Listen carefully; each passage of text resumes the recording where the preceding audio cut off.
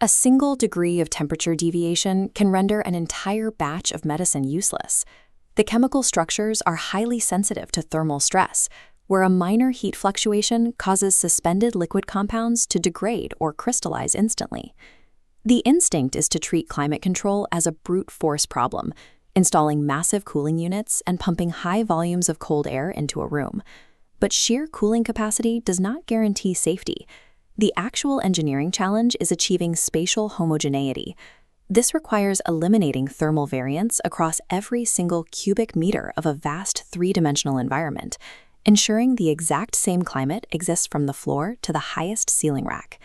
Strict storage requirements, like the 2 to 8 degrees Celsius range mandated for many vaccines, apply to millions of dollars of inventory.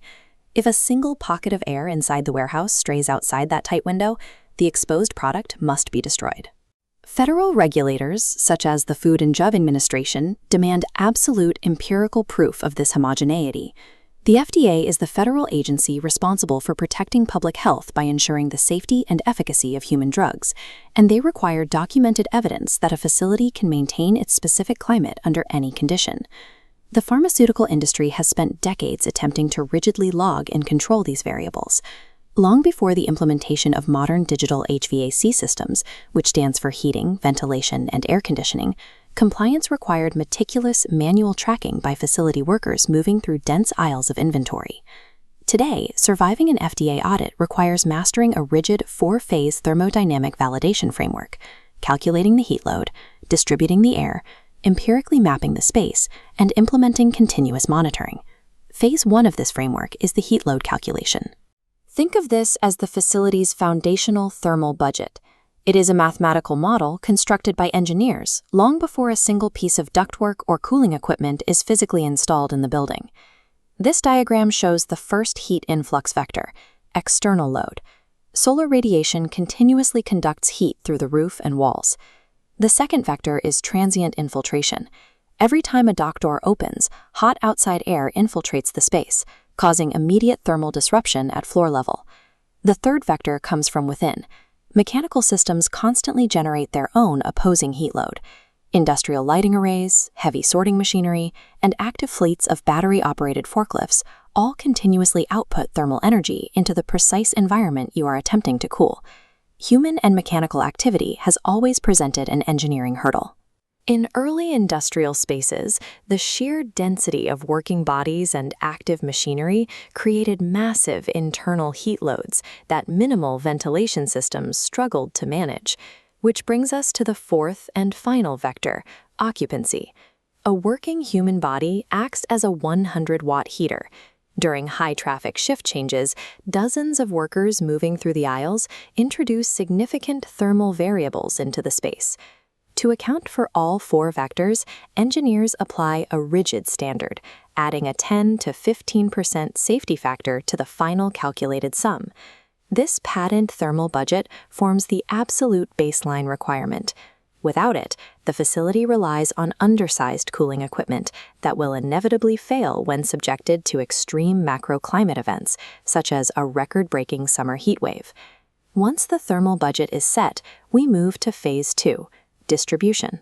Massive cooling capacity is useless if that conditioned air cannot physically reach every specific coordinate inside the building. The primary mechanical solution is forced convection.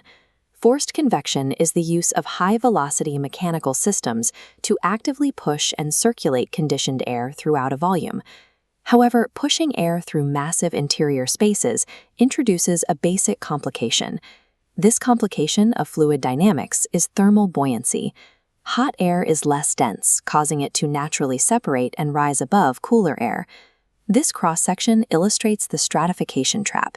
In high bay warehouses, steep vertical temperature gradients naturally form. Blue, cooler air settles at floor level, while a distinct hot air layer lingers near the ceiling, resulting in a 5 degrees Celsius variance between top and bottom racks.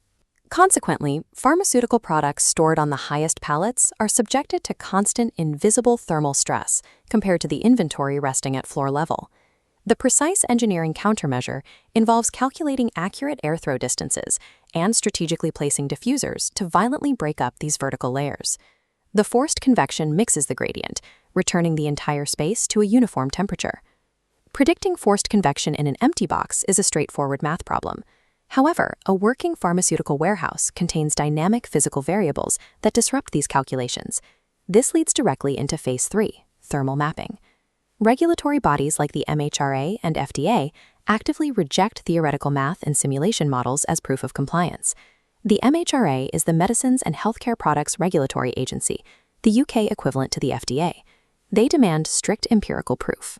Engineers must deploy a dense, three-dimensional grid of temporary data loggers, physically zip-tying them to rocks throughout the entire facility to record actual conditions.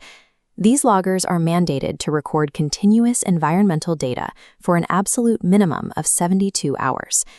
The process begins with the empty study.